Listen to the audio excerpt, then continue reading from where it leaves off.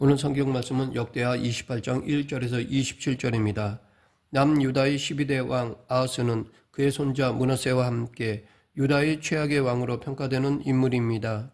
유다의 이전 왕들은 악행을 저지르는 와중에 선행도 가끔 행하곤 했는데 아하스는 통치하던 16년 동안 처음부터 끝까지 악만 행한 왕이었습니다. 그는 20세의 나이에 왕이 되었는데 첫 4년은 아버지 요담과 공동 정치를 하였습니다. 역대하 27장을 보면 그의 아버지 요담은 하나님 앞에서 바른 길을 걸으며 나라를 강하게 만든 괜찮은 왕이었습니다. 성전문도 건축하고 국방도 강하게 하므로 나라를 잘 다스린 요담에게서 아하스 같은 아주 악한 왕이 나왔다는 사실은 기이하고도 안타까운 일입니다. 아하스의 많은 악한 일들 중에서 가장 핵심이 되는 것은 우상 숭배입니다. 2절 이스라엘 왕들의 길로 행하여 바알들의 우상을 부어 만들고, 여기에 보면 아하스의 우상 숭배가 얼마나 심했는지를 강조하기 위해 그를 북이스라엘 왕들과 동급으로 놓고 있습니다.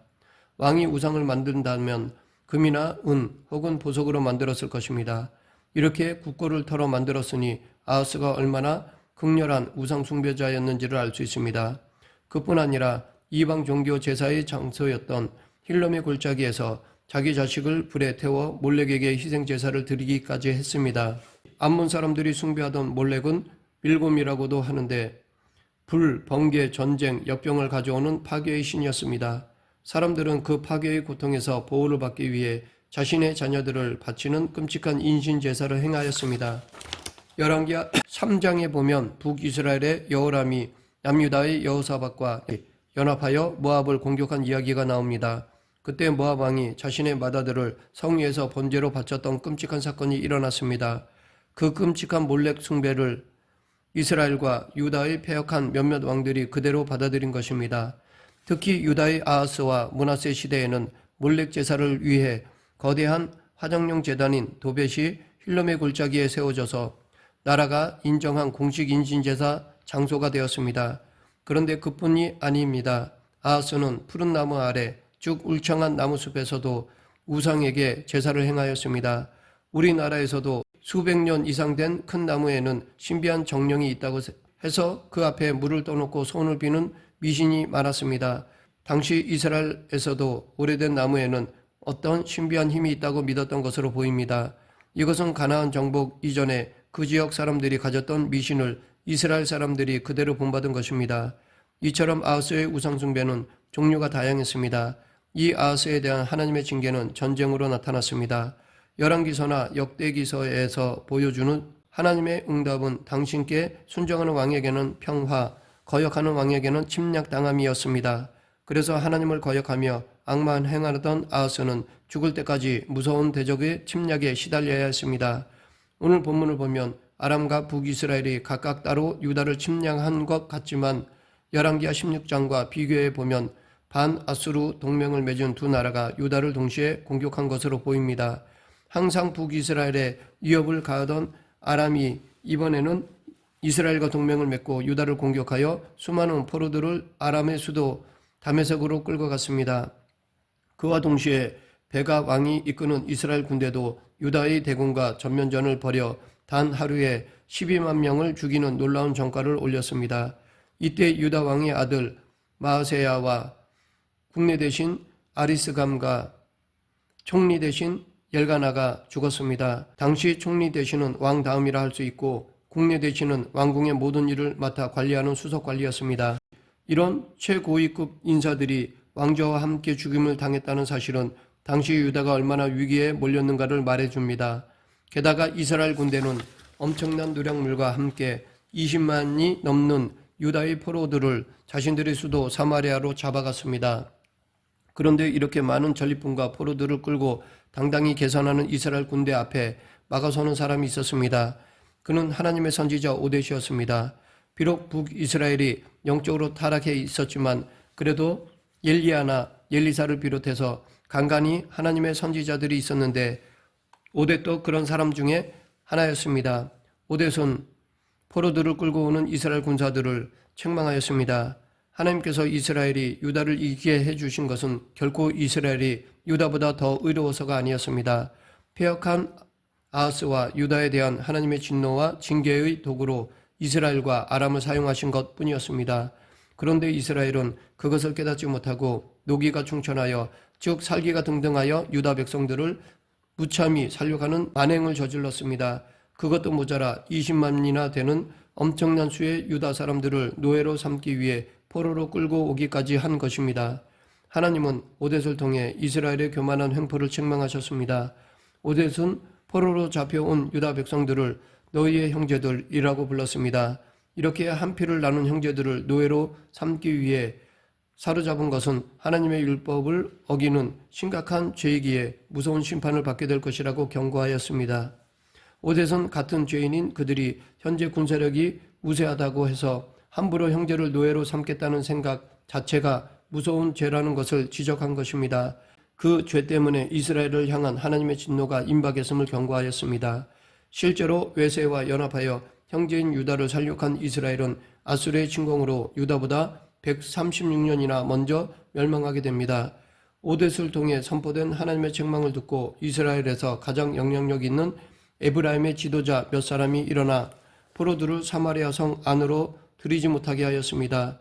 그들은 오뎃의 말대로 동족을 노예로 삼는 것은 하나님의 진노를 부르는 일임을 깨달은 것입니다. 고대 전쟁에서는 포로들에게 최대한의 수치를 느끼게 하기 위해서 그들을 발가벗기는 일들이 있었는데 여기서 이스라엘도 유다 포로들 상당수에게 그렇게 했던 것으로 보입니다. 그래서 이스라엘 사람들은 벗은 포로들에게 옷을 입히고 신을 신겨주고 먹고 마시게 하고 기름을 발라 치료해주고 유다로 돌려보냈습니다. 이것을 보면 북이스라엘이 비록 영적으로 타락했지만 아직도 하나님의 선지자의 말을 존중하는 마음이 리더들 사이에 남아 있었다는 것을 알 수 있습니다. 또 남북으로 갈라지긴 했지만 그래도 이스라엘과 유다 사이에는 약간이라도 형제가 남아 있었습니다. 정치적 이해관계가 부딪힐 때 서로 전쟁을 하며 싸우긴 했지만 그래도 한 핏줄이라는 것을 부인할 수 없었던 것입니다. 유다가 아하스라는 악한 왕을 만나 하나님의 심판을 받고 있기는 하지만 하나님은 그래도 유다를 향한 자비를 베푸셔서 포로들을 집으로 돌아가게 해주셨습니다. 그 숫자가 무려 20만 명이나 되었으니 그들의 가족 친척들이 얼마나 기뻐했을지 짐작할 수 있습니다. 사실 하나님께서는 그 당시에 활동하던 선지자 이사야를 통하여 아람과 이스라엘의 동맹군이 쳐들어오는 것을 두려워하지 말라고 하시며 이스라엘이 65년 안에 망할 것을 말씀해 주셨습니다. 그리고 아하스에게 말하여 하나님께 징조를 구하라고 하셨습니다. 그러나 아하스는 그 말을 거절하였습니다. 그 내용이 바로 이사야 7장 11절부터 14절입니다. 너는 내 하나님 여호와께 한 징조를 구하되 깊은 데에서든지 높은 데에서든지 구하라 하시니 아하스가 이르되 나는 구하지 아니하겠나이다. 나는 여호와를 시험하지 아니하겠나이다. 한지라 이사야가 이르되 다윗의 집에서 원하건대 들을지어다. 너희가 사람을 괴롭히고서 그것을 작은 일로 여겨 또 나의 하나님을 괴롭히려 하느냐. 그러므로 주께서 친히 징조를 너희에게 주실 것이라. 보라 처녀가 잉타의 아들을 낳을 것이요 그의 이름을 임마누엘이라 하리라. 하나님은 그 악한 아하스에게도 돌이킬 기회를 주시며 보호의 약속을 주셨습니다. 그런데도 아하스는 전혀 하나님께 나아가지 않았습니다. 이스라엘에 잡혀간 포로들이 돌아온 것은 기쁜 일이었지만 이때 당한 패배는 앞으로 닥칠 재앙에 비하면 시작에 불과했습니다.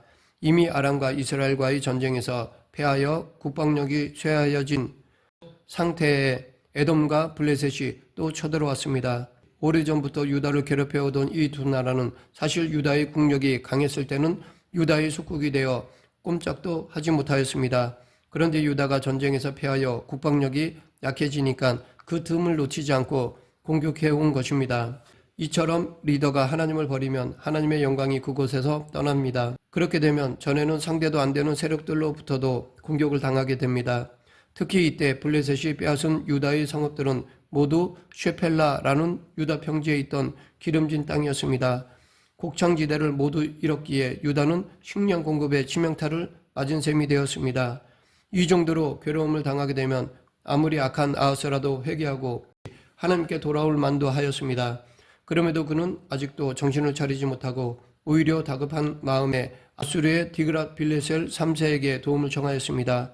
그러나 이것은 마치 늑대를 몰아내려고 호랑이를 끌어들이는 것과 같은 것이었습니다.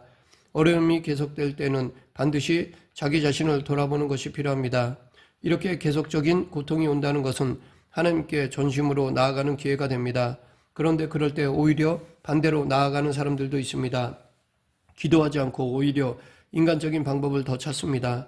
그래서 자기를 도와줄 사람에게 가서 부탁을 하든지 나름대로 똑똑한 방법을 써보는데 사실은 그것이 결정적인 패착이 되어 아예 회복불능의 상태로 가기도 합니다. 이 디글랏빌렛의 3세는 유프라테스강 너머의 여러 나라들로 영토 확장을 하기 위해 기회를 노리던 야심 많은 정복자였습니다.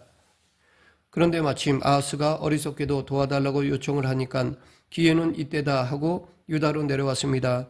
그렇지 않아도 남쪽의 비옥한 팔레스타인 지역을 눈독들이고 있었지만 진출할 명분이 없었는데 아하스가 도와달라고 하니 즉시 아수르는 대군을 진군시키는데 단순히 지원군이라고 하기에는 많은 병력이 동원되었습니다. 왜냐하면 아수르의 목적은 다른 데 있었기 때문입니다. 20절 아수르 왕 디글랏빌레셀이 그에게 이르렀으나 돕지 아니하고 도리어 그를 공격하였더라. 아수르 군대는 유다를 돕기는커녕 오히려 포위하고 압박하며 공격하였습니다. 그러자 다급해진 아하스는 돈으로 아수르 왕의 마음을 누그러뜨리려 하였지만 실패하였습니다. 수차례 걸친 전쟁과 패배로 당시 유다의 재정은 바닥이 난 상태였습니다. 그래서 아하스는 성전과 왕궁에 있는 재물들을 다 모으고 심지어 신하들의 재산까지 다 몰수하여 아수르 왕의 뇌물로 바쳤습니다. 그런데 사실 아하스가 아수르 왕에 바친 재물들은 하나님께 바쳐진 성전의 헌물과 백성들이 낸 세금이었습니다.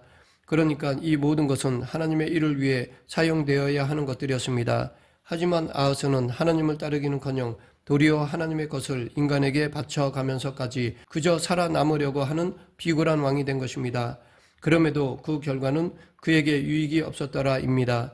그렇게 많은 돈을 쓰고도 상황이 전혀 나아지지 않았습니다. 그렇다고 실제로 아수르가 뇌물만 받고 아무것도 안 한 것은 아닙니다. 아수르 왕은 아하스의 뇌물을 받고 아람을 공격하여 르신 왕을 죽이고 아람을 멸망시킨 다음에는 수도 다메섹을 아수르의 도시로 편입시켰습니다.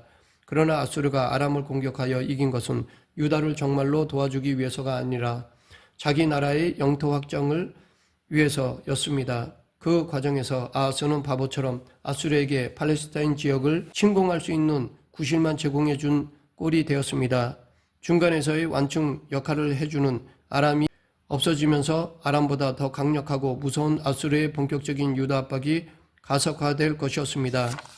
이처럼 하나님을 버리고 인간을 의지하며 술수를 쓰면 아무리 그것이 자기 생각에 똑똑한 것 같아도 이렇게 더 큰 화를 자초하게 됩니다. 이 모든 상황에 대한 주된 책임은 아하스에게 있습니다. 사방의 대적들이 이처럼 유다를 침략하는 것은 결코 그들이 유다보다 의로워서도 아니고 유다가 그들보다 못해서도 아닙니다. 그 이유는 19절 이는 이스라엘 왕 아하스가 유다에서 망령되이 행하여 여호와께 크게 범죄하였으므로 여호와께서 유다를 낮추심이라. 여기서 유다 왕인 아하스를 유다 왕이 아니라 이스라엘 왕이라고까지 칭하는데 이것은 우상숭배로 잘못된 통치의 기초를 놓았던 여로보암과 그 후대 이스라엘 왕들과 아하스의 죄가 똑같다는 것을 의미합니다. 그래서 그는 다윗의 자손의 유다 왕이라기보다는 우상숭배로 가득 찬 이스라엘 왕들과 같다는 지적입니다. 사람이 힘들면 그래도 정신을 차리고 하나님을 붙잡는 것이 보통인데 아하스는 힘들수록 더 하나님이 원하시는 것과는 반대 방향으로 나아갔습니다. 더 놀라운 것은 아하스가 자신을 친 다메섹의 신들에게도 제사를 드렸다는 사실입니다.